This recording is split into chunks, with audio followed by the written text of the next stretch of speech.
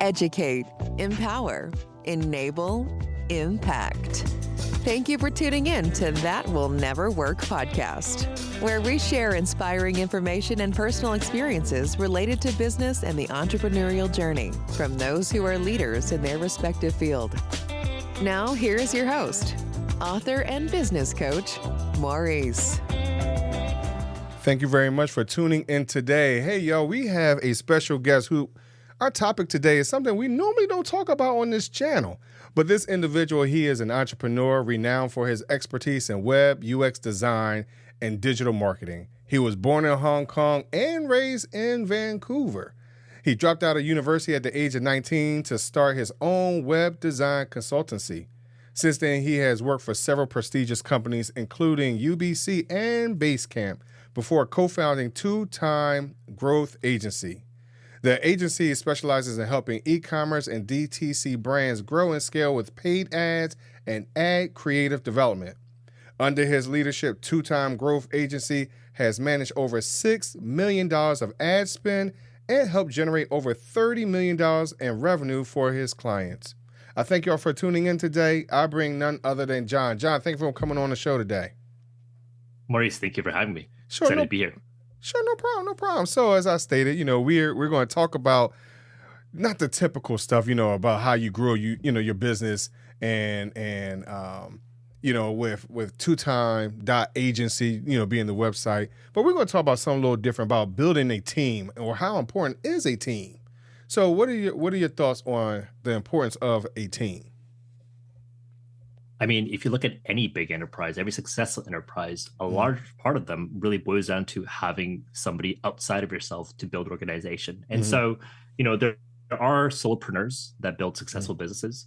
But in this day and age, there's only so much you can personally bring to a business because we all have different personalities and different strengths and weaknesses. Right. So having a strong foundational team is paramount to success. Like, there's no questions about that. So when it comes to a team, so again, we're going to spin this idea, a little bit. One of the ideas that you talk about, which is a husband and wife team in business. So how has it been for you in that journey of husband and wife? I can speak for myself, right? It has always been the best thing. We go to sleep bad and all that type of stuff. But how has it been for you in creating that team and being able to stay together and work through the problems and all those type of things? For sure. And I appreciate you asking that because it's one of those things that don't get talked a lot about because it's honestly very hard, right? But it's also very rewarding. And so whenever you get into a lot of scenarios about finding any business partner, a lot of people basically say tread carefully, right? And so let alone when you're mixing your family or your friends into that mix. But again, you've also hear both ends. You hear when it fails horribly, and you also and there's that kind of like path, but there's also paths when it works out really well. And then so I think talking about some of the conditions that I think and feel strongly about that are important to make that work, right? I'd love to speak to it. But the punchline is, if you think about in business in life, right? Generally, everyone's going to be very happy about it, right? It's hard to complain about it when things are going well, right? Right. It's usually what happens when things break down, right? And so the question is, how do the both sides, of the relationships handle it? And it doesn't really matter if it's your wife or a friend or a general business partner. Being able to navigate those type of tough conflicts or conversations. And having tools and skill sets around that, I think is really important. And so, we talked a little bit about the importance of having like a complementary strengths and weaknesses and using that as a way to respect one another as you navigate your regular business decisions. But managing conflict and being able to still stay together in the face of that, I think that's the most important part.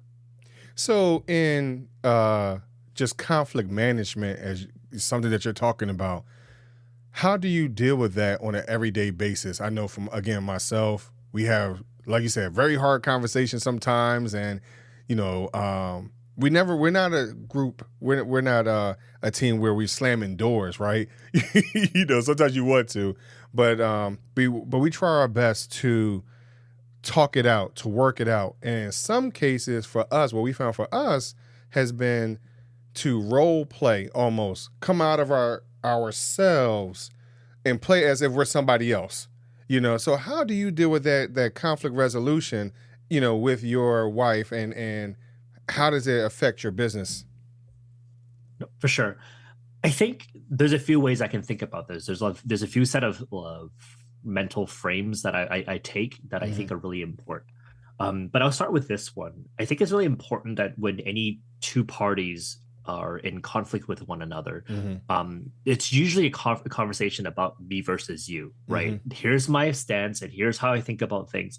And then they said, no, you're not listening. Here's my stance.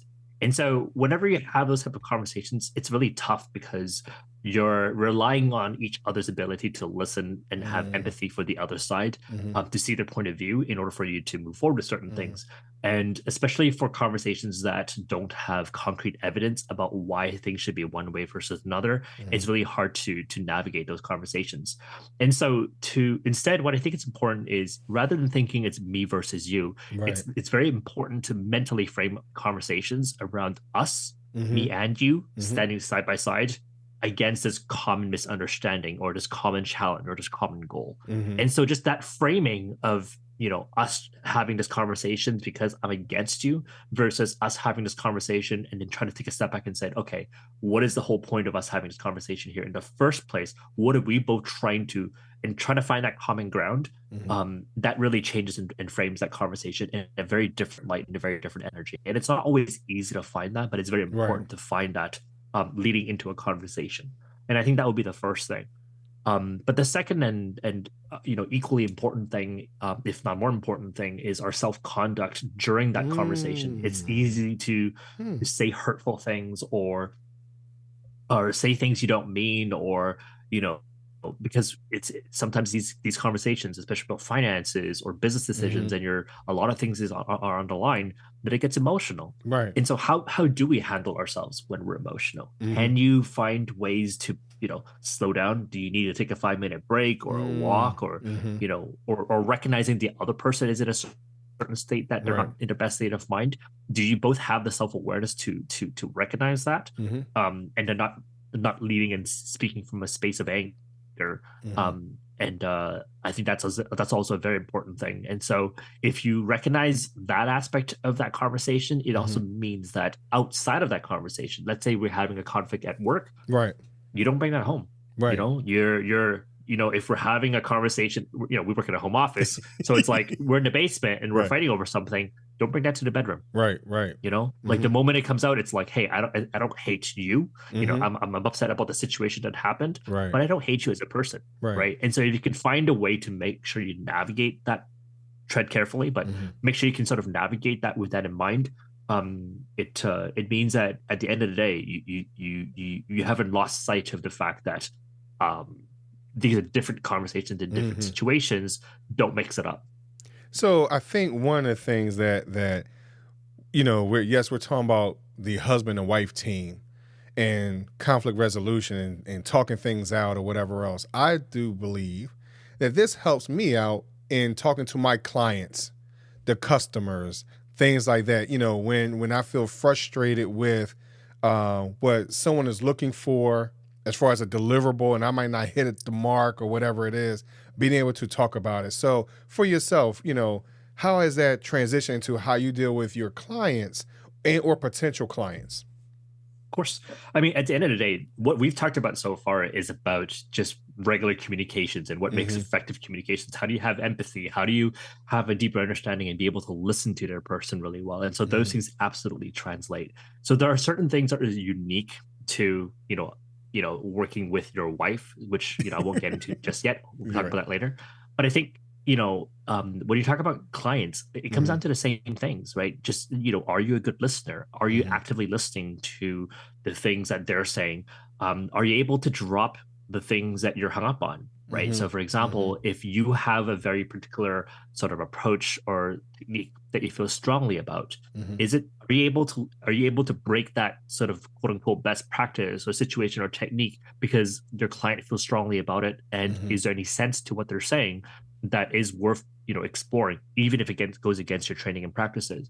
And so those situations definitely do come up. And again, it's that push and pull of how much is it that I think this is the way we should go, versus here's what you're saying is really important to you, and to being respectful of that. Because some clients come in and they're like, hey, I want a very specific thing, even sometimes to their own detriment. And so are you able to navigate that conversation in a respectful way, and being able to also, educate them in some cases when it's appropriate to, versus when is it better to shut up and listen?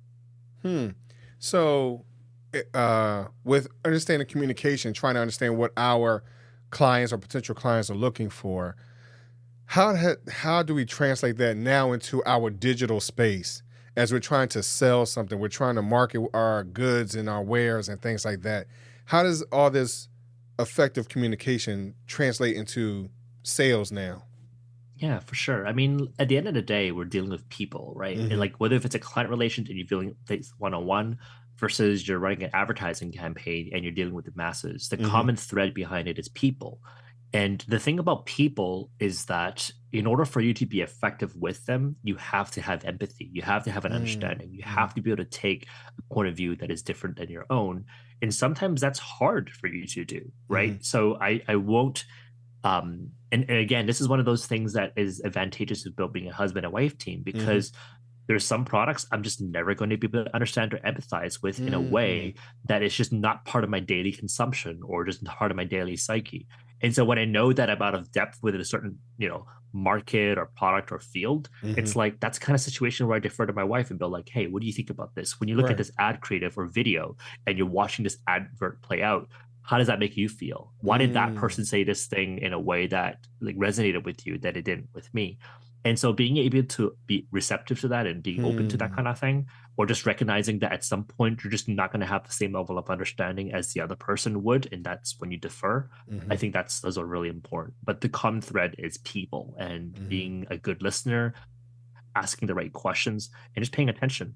And you didn't ask this, but I think if you one of the things that we really believe in effective advertising is that we think of marketing as sales at scale, right? And so when you understand the sales process of talking to a prospect, navigating conversations with a client to help them understand why is it that they bought, or why is it that they hired you or chose you versus something else, and understanding that psychological breakdown is the same process that you need to do with your advertising campaigns, and just translating, how do you introduce your unique value, your service offering or your product, your value proposition? What are the common objections? And then you address that in your ad copy, you address that in your videos. You're doing address that in the landing page, but you're doing exactly the same thing, and you're just walking people through the psychological steps because it's exactly the same thing. Wow. So listening to you, I think I would like for everybody to understand or get a little deeper into this, because you mentioned about being an active listener. And sometimes we're not actively listening. We're listening to be defensive or offensive. We're trying to pick everything apart so we can respond. Sometimes we need to listen to not respond. We just need to take it in, soak it in. And I think that's one of the things that helped me to understand my clients. And so I think also that translate into the digital space of understanding who I am looking for, who is my avatar, because sometimes we don't know who or what that is. So how important is that to find that avatar? Of course, it's super important, because at the end of the day, as a marketer, my opinions don't matter, right? It's like if you're working with a brand, you're not the end customer. You're not the person that's actually buying a product. And so, when you think about what people are actually saying, right? And that's why if you think about marketing as a field, it's generally really hard to do that with a cold start. If you're working with a new brand, or you're learning a new product, or you're trying to sell something for the first time, it's usually the hardest problem, because you have no idea how people are going to respond to it. Whereas if you have a company with existing sales, existing customer reviews, existing advertising campaigns that have ran in the past, you have all this data and history. You can look at the previous comments that people have made. You can look at the past customer reviews and say, hey, you know what? I love this product because of X, Y, and Z. Then guess what? Now you're taking those bullet points and you're adding into your advert, because somebody in the past, without your involvement, have mentally walked through the buying process and have told you why they bought and what they loved about it. in the Right. language that they use, not your language, in the language that they use. And so if you take that and you translate that, generally that's where you find the most effective campaigns. And it's not about being, a magician. It's about being sensitive to the fact that people are telling you directly what they want and need Right. and why they did something. And so if you use that and are able to take that and translate it in with the right appropriate techniques and that kind of thing, that's where you're going to find the most effective approaches to the work that you do. So I think that as long as we stay in a healthy environment with our spouse, because sometimes we don't always understand what they're buying and why they're buying it, but if we pay attention to something that is that close to us, maybe we can understand who our target market is. Because sometimes some people like to use that term people watch. We like to people watch, so if we understand that part as someone like that's that close and that might be able to express themselves in a different manner, because our clients may not be able to do that. Our potential or prospects may not be able to express it to that degree because they want to keep a certain image, right? Sometimes the wives, they don't want to do that. They just going like, John, I don't like that. You get what I mean? So I think that's very important. I would say so. I mean, and I would also add that, that ability to listen and be respectful for the other side extends beyond your spouse, right? I think there are very specific things about, a personal relationship that you have to navigate, and the harder one that you won't see in a regular client relationship or with a friend, right? Especially around power dynamics, or when it comes down to, the way that you are outside of your work, right? With colleagues, with clients, it's easy not to necessarily put up a front, but they only see you in a certain way because that's the nature of the relationship. You're on Zoom calls, you're at your work meetings, but outside of work, who you are is not relevant to them, and they won't be able to see that. And so when a personal relationship, and when they bring that into the workspace and have that as part of the context, that's going to get a little bit tricky, right? Because, we're all kinds of people, in at work and outside of work. And so, if some of those things bring into the workspace, is that sometimes a fair thing to do? Is that a bad thing? Is that a good thing? There's a lot of those type of questions that is particularly challenging about a personal relationship. But what you're referring to and what you're saying, just about being, a good listener, being respectful, and being able to hear the other side, that's true for all relationships, right? And so I would not say that specifically for a spouse. I would basically like broadcast that, but like that's just a very useful skill to have, as part of your toolbox, right? So what other type of skills do you think is transferable from being in a marriage that, hey, we're a husband and wife team in business, but even in anything else that we're doing, what other type of skills do you think that you've increased, matured in, whatever it might be, to go into business? Sure. I mean, we're talking a lot about soft skills right now. So if you take that and continue with that, is I think the core skill around is being adaptable and being really good at learning. And that also really comes down to being able to acknowledge that you're wrong about something, right? If you're, like when you're talking about being in business, you're talking about all the things that are working out, right? Things that worked, right? But what if they don't? What if things don't work? Are you able to admit that? What if the way that you approach something was not the right way? Can you recognize that, and can you tell the other person that, what, that was a bad call? Let me go do something about this. Because entrepreneurship, sometimes it's about doing something for the first time, and you're or actually, I should say it this way. Sometimes you're running a business, and in that business, it's been solved before, right? You're building something that you can go build a playbook or the blueprint off somebody else's sort of business and experiences that you can learn from.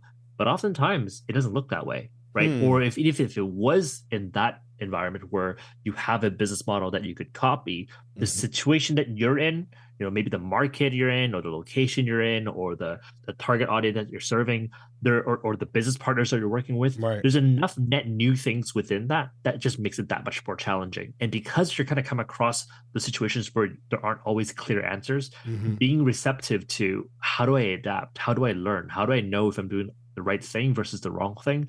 Being able to admit that and be able to course correct, that's a very important skill, and that translates very well into not just the soft skills of just being a more effective human being, right? You know, whether it's about relationships or the technical work, but it's also being able to adapt to the industry so that if there's hard technical skills that are coming out, especially in the space of digital advertising or web development, which you alluded to, those things change all the time.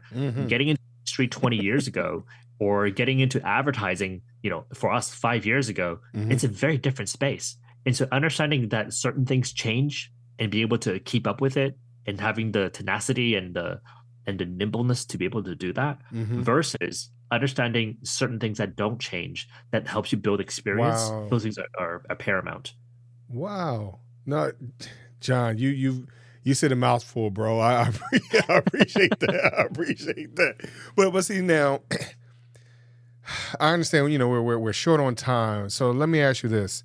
Because you're talking about being adaptable and being an effective listener, where can someone talk to you where you can coach them and work with them through these type of soft skills, hard skills, whatever it is?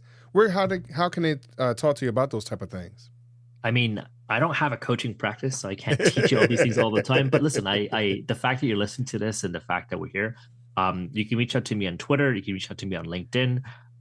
You know, I'm sure you'll have all the links in the show notes for it, but basically just reach out. You don't this does not have to be a business engagement where you have to inquire about our services. I'd love to meet other entrepreneurs. We're going all through the same journey. We all live in the same big rock that is called the earth where, and I'm not famous yet where people have to like book me out. Right. So it's like, you know, reach out, tell me what you're going through, and I'll do the best of my abilities to share some of the things that I've learned that can be helpful for you, because, you know, I've screwed up a lot in order for me to find out the things that I'm saying today. But that's exactly what it's supposed to be. So if there's something that can shortcut that conversation for like an hour-long chat versus like 3 years of pain, I'm more than happy to make that trade. John, man, I appreciate you, man. Like, that's a lot, bro. You know, but before I let you go, I got to ask you my question, my would you rather question. Sure. Would you rather choose 3 doors or a fork in the road? I would take the fork in the road. Okay. And why the fork? 3 doors, you don't get to see what's behind it. And I think if you think about the idea behind entrepreneurship, right? It's not about gambling.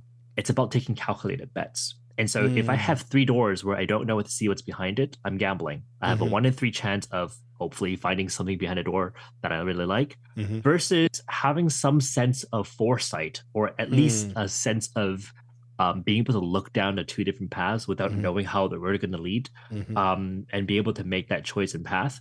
Because one leads to, it's not up to me. The other one is I made a choice and a call, even if it's the wrong one, I can deal and live with that. And so I think whenever you can, you want to be able to be in a position where you could at least try to have some foresight about which path you're about to take. So, and I appreciate your answer. I'm gonna be honest with you though, because if you remember, I said I didn't put no parameters on it, right? You know, so your doors could have been glass though. It could have been. That's true. That's true. But I mean, it's one of those things where it's like, you know, you make the most of your situation, right? And so it's like, maybe that's what it was, and that would change the dynamics. But that's the first thought when it comes up. I thought they were opaque, so. Yo, bro, I appreciate it, man. But thank you very much for coming on the show. Likewise, and this is thank you for having me. This is a lot of fun. No problem. And continue to listen to That Will Never Work podcast. Thanks for listening. Find us on social media at Chisholm Group LLC and check back weekly for new episodes. Until next time, that will never work, or will it?